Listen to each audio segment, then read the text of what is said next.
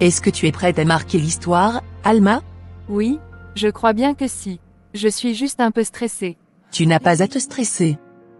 Tu es merveilleuse d'avoir le courage de te tenir ici aujourd'hui, je t'assure, Alma.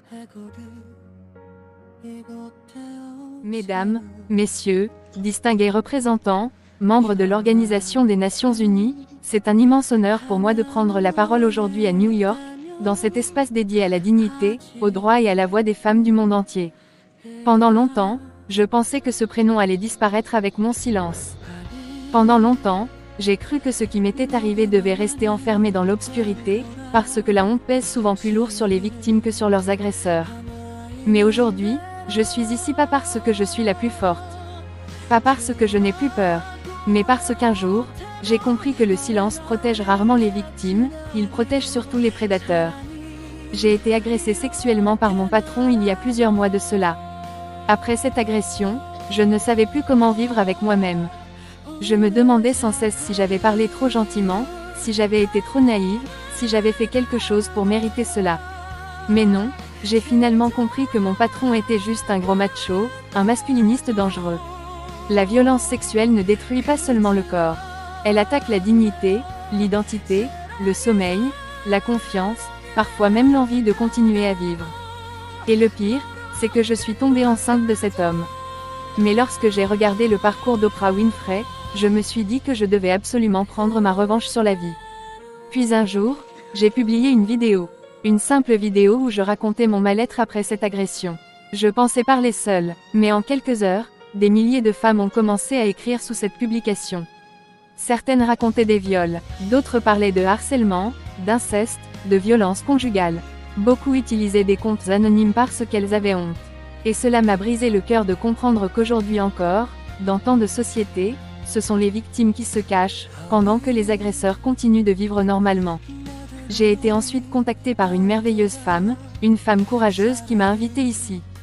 Et cette femme n'est autre que Talia, la première dame du Mexique. Une femme pleine de compassion, d'empathie, mais aussi d'humanisme. Je vais vous demander aujourd'hui d'applaudir cette merveilleuse femme, aussi intelligente que pertinente.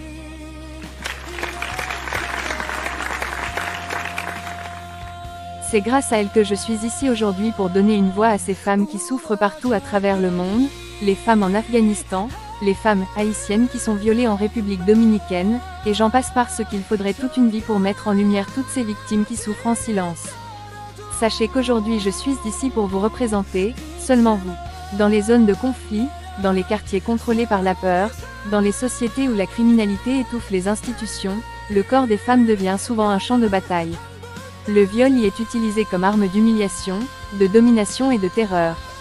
Et c'est pour toutes ces raisons et bien plus encore, qu'aujourd'hui le féminisme se bat. Parce que mon cas n'est malheureusement pas isolé.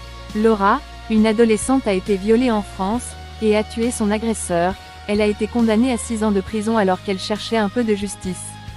En 1978, Gisèle Halimi avait défendu 2 femmes abusées dans l'affaire Congley Castellano au lieu de les enfoncer, le public l'avait agressée pour ça.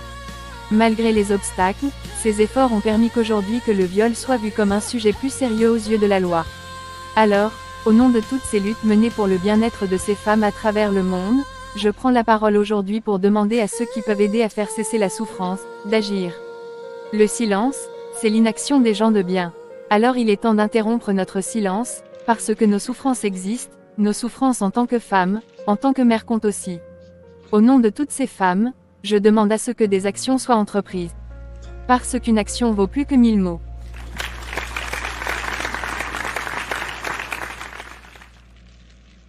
Tu m'as vu à la télévision, chérie. Comment j'ai été? Tu as été parfaite mon amour, c'est pour ça que je t'aime.